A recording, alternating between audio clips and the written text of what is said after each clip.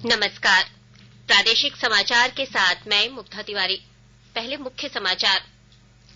देश का कृषि और प्रसंस्कृत खाद्य उत्पादों का निर्यात चालू वित्त वर्ष के पहले 8 महीनों में 13% से बढ़ा। राज्य के सरकारी विद्यालय के बच्चों को 1 सप्ताह के भीतर अक्टूबर से दिसंबर तक के मध्याह्न भोजन का चावल मिलेगा। राज्य में 24 घंटों के दौरान कोरोना के 35 नए मरीज मिले हैं। इनमें सबसे अधिक 12 संक्रमित रांची से हैं। और पीवी सिंधु आज बाली में BWF world tour finals tournament के फाइनल में दक्षिण कोरिया की ऑन सियोंग के साथ खेलेंगी। और अब समाचार से पहले एक जरूरी संदेश।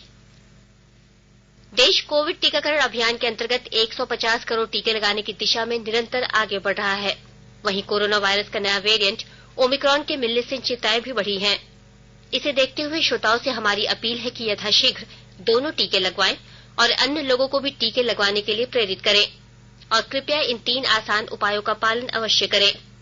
मास्क पहनें, 2 गज की सुरक्षित दूरी बनाए रखें, हाथ और चेहरा साफ रखें। कोविड से संबंधित कोई भी जानकारी और मार्गदर्शन के लिए आप राष्ट्रीय हेल्पलाइन नंबर 011-2397-8046 और 1075 पर संपर्क करें। इसके अलावा राज्य हेल्पलाइन नंबर 104 डायल कर समस्या का त्वरित समाधान लिया जा सकता है। महिला और बाल विकास मंत्रालय की चाइल्ड हेल्पलाइन है 1098। वरिष्ठ नागरिकों के लिए हेल्पलाइन 14567। मनोवैज्ञानिक सहायता के लिए निमहांस का नंबर है 0804611007। आयुष कोविड परामर्श हेल्पलाइन नंबर है 14443 और MyGov WhatsApp help desk number 90131515 पर व्हाट्सएप मैसेज भेजकर टीके का प्रमाण पत्र यथाशीघ्र डाउनलोड किया जा सकता है। और अब समाचार विस्तार से। भारत से कृषि और प्रसंस्कृत खाद्य उत्पादों का निर्यात चालू वित्त वर्ष के पहले 8 महीनों में पिछले वित्त वर्ष की इस अवधि के मुकाबले 13% बढ़ गया है। कृषि और प्रसंस्कृत खाद्य उत्पाद निर्यात विकास प्राधिकरण के अंतर्गत इन उत्पादों का निर्यात अप्रैल से नवंबर 2020-21 के $11,671 मिलियन के मुकाबले अप्रैल से नवंबर 2021-22 में बढ़कर $13,261 मिलियन हो गया है। राज्य के प्राथमिक और माध्यमिक विद्यालय के बच्चों को 1 सप्ताह के भीतर अक्टूबर से दिसंबर तक के मध्याह्न भोजन का चावल मिलेगा। मध्याह्न भोजन प्राधिकरण की निदेशक किरण कुमारी पासी ने सभी जिलों को यह निर्देश देते हुए समय पर रिपोर्ट भेजने को कहा है।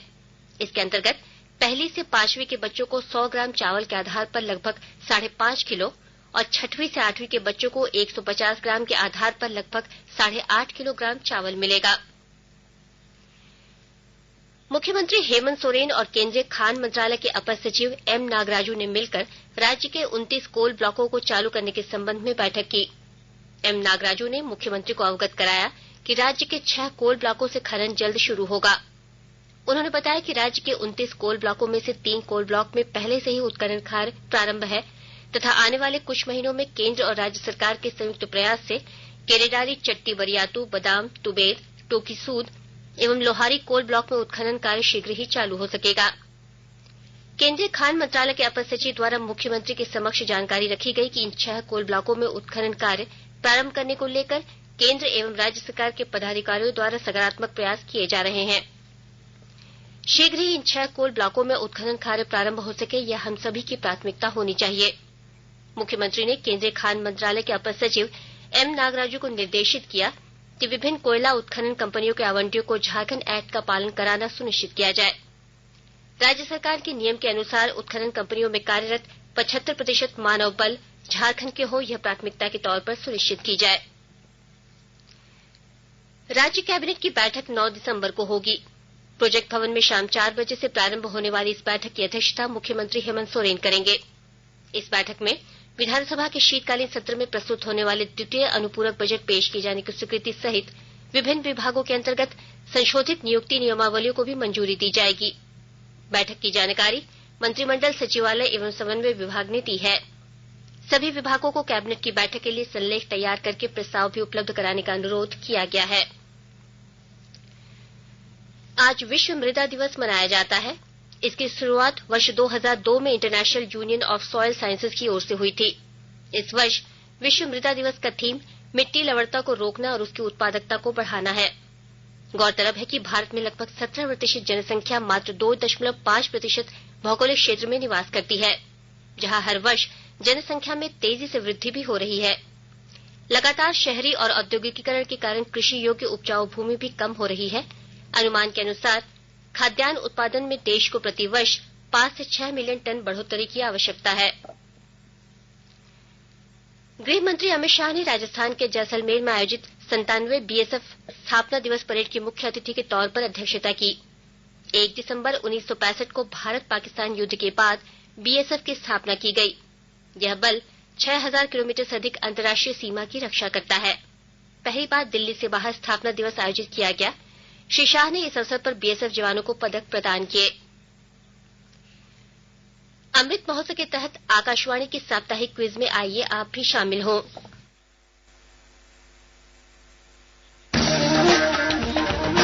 आजादी के 75 वर्षों का पर्व अमृत महोत्सव प्रत्येक बुधवार शाम 7 बजे प्रसारित होने वाले प्रादेशिक समाचार के दौरान पूछे गए प्रश्न का सही उत्तर देने वाले प्रथम 10 प्रतिभागियों में से लकी ड्रॉ द्वारा चुना हुआ एक प्रतिभागी इनाम का हकदार होगा। इसके लिए सुनते रहें आकाशवाणी रांची का प्रसारण।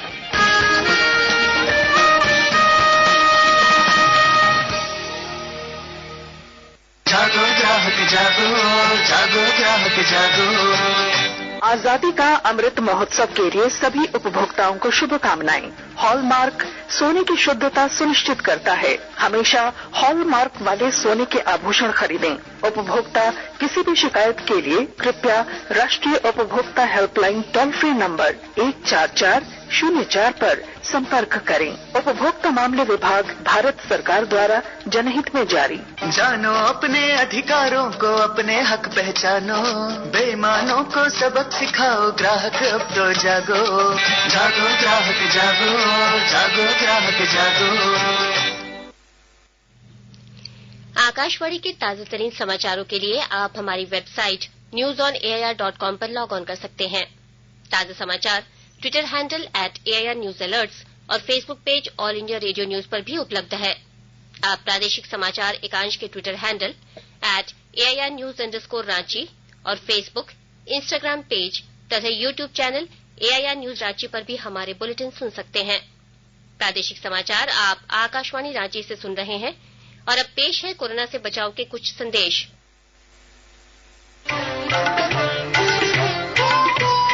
कोविड-19 से बचाव और सुरक्षित रहने के 3 उपाय। मास्क लगाएं, 2 गज दूरी है जरूरी, सुरक्षित दूरी रखें, हाथ और मुंह साफ रखें।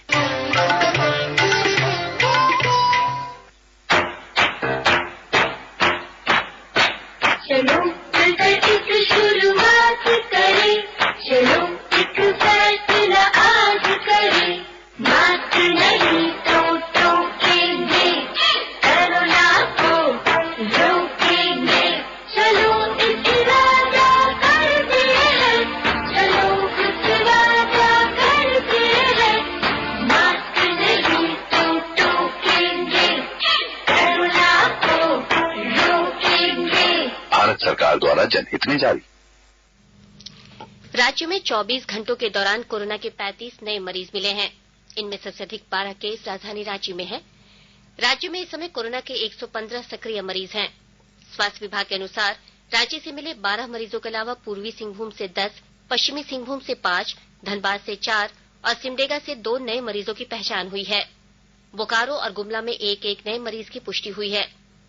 नए मिले कुल 35 के साथ राज्य में अब कोरोना मरीजों की संख्या 3,49,317 हो गई है। इनमें से 3,44,061 लोग स्वस्थ हो चुके हैं। झारखंड में कोरोना से स्वस्थ होने की दर 98.50% है। कोरोना के नए वेरिएंट ओमिक्रॉन के देश में दस्तक के बाद झारखंड का स्वास्थ्य विभाग भी सतर्क हो गया है। शहर के निजी अस्पताल में भर्ती एक कोरोना संक्रमित व्यक्ति का सैंपल कल जीनोम सीक्वेंसिंग के लिए आईएलएस लैब भुवनेश्वर भेजा गया। रांची के civil surgeon doctor Vinod Kumar ने कहा कि रिम्स के माध्यम से एक संक्रमित का सैंपल सीक्वेंसिंग के लिए भेजा गया है। वहीं रांची सदर अस्पताल में विदेशों से आने वाले यात्रियों की सुरक्षा और जांच के लिए अस्पताल के ए ब्लॉक के चौथे तल्ले पर 20 बेड का आइसोलेशन वार्ड बनाया गया है। विदेशों से आने वाले लोगों की कोरोना जांच के बाद सैंपल ली जाएगी। पॉजिटिव पाए जाने वाले लोगों के सैंपल को सीक्वेंसिंग के लिए ILS लैब भुवनेश्वर भेजा जाएगा ताकि कोरोना के वेरिएंट का पता चल सके।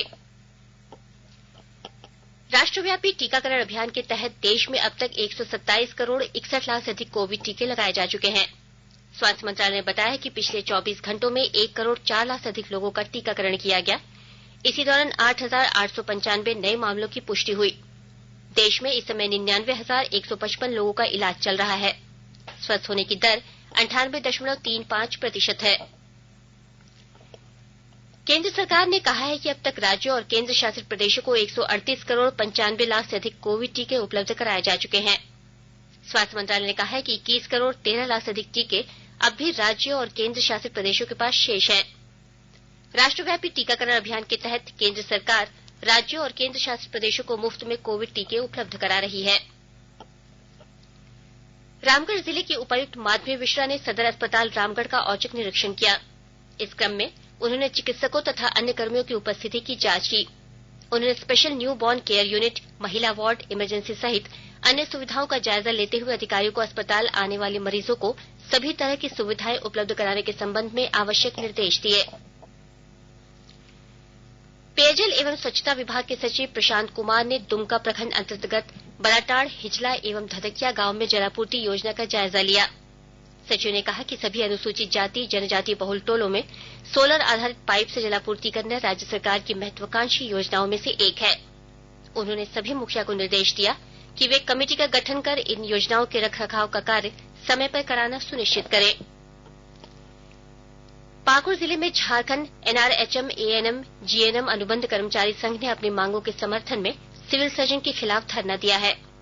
संघ से जुड़े अनुबंध कर्मी आज सुबह 7 बजे से ही अपने अपने प्रखंडों के सामुदायिक स्वास्थ्य केंद्रों के निकट धरना पर बैठ गए।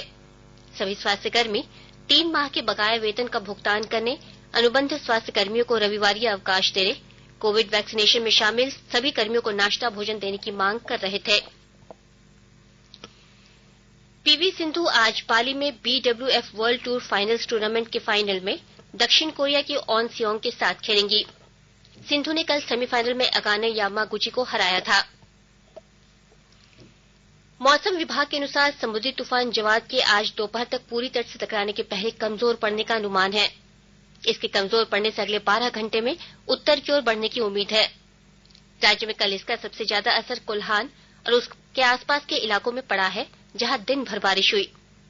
तूफान के कारण राज्य के अधिकांश जिलों में बादल छाए हैं, जबकि राजधानी रांची समेत कई स्थानों पर दिन भर धुंध की स्थिति बनी हुई है। उधर तूफान को देखते हुए रेलवे और बिजली विभाग ने भी अलर्ट जारी किया है। तूफान के मद्देनजर रांची रेल मंडल आने और जाने वाली कई ट्रेनों को रद्द कर दिया गया है। इसमें वैसी ट्रेनें शामिल हैं जो समुद्री तटीय इलाकों को जोड़ती हैं। जवाद के प्रभाव से सिमडेगा में भी बूंदाबांदी होती रही। जमशेदपुर में 0.7 मिलीमीटर बारिश रिकॉर्ड की गई। कल राज्य के दक्षिणी भाग में हल्की बारिश की संभावना है, जबकि 7 दिसंबर से तूफान का असर कम होगा और मौसम साफ हो जाएगा। अंत में मुख्य समाचार एक बार फिर। देश का कृषि और प्रसंस्कृत खाद्य उत्पादों का निर्यात चालू वित्त वर्ष के पहले 8 महीनों में 13% से बढ़ा। राज्य के सरकारी विद्यालय के बच्चों को 1 सप्ताह के भीतर अक्टूबर से दिसंबर तक के मध्याह्न भोजन का चावल मिलेगा। राज्य में 24 घंटों के दौरान कोरोना के 35 नए मरीज मिले हैं। इनमें सबसे अधिक 12 संक्रमित रांची से हैं। और पीवी सिंधु आज पाली में BWF world tour finals tournament के फाइनल में दक्षिण कोरिया की ऑन सियोंग के साथ खेलेंगी। इसके साथ ही आकाशवाणी रांची से प्रादेशिक समाचार का ये बुलेटिन समाप्त हुआ। नमस्कार।